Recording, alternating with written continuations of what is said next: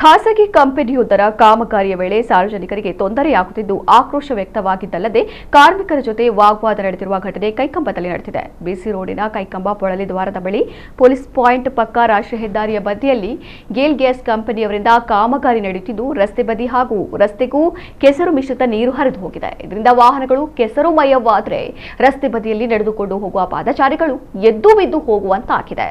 ಬಿಸಿಲು ಮಳೆಗೆ ಸ್ವಲ್ಪ ಮಟ್ಟಿಗೆ ರಕ್ಷಣೆಗೆ ಮಾಡಿರುವ ಪೊಲೀಸ್ ಪಾಯಿಂಟ್ನ ಸುತ್ತಲೂ ಕೆಸರು ತುಂಬಿದ್ದು ಪೊಲೀಸರಿಗೂ ಸಂಕಟ ತಂದಿದೆ. ಸಾರ್ವಜನಿಕರಿಗೆ ಈ ರೀತಿಯ ಕಷ್ಟ ಎದುರಾದ ಸಂದರ್ಭದಲ್ಲಿ ಕಂಪನಿ ಮೌನವಾಗಿರುವುದನ್ನು ಕಂಡು ಸಾರ್ವಜನಿಕರು ಆಕ್ರೋಶ ಭರಿತರಾಗಿ ಕಾರ್ಮಿಕರ ಜೊತೆ ವಾಗ್ವಾದ ಮಾಡಿದ್ದಾರೆ ಎಂದು ಹೇಳಲಾಗಿದೆ.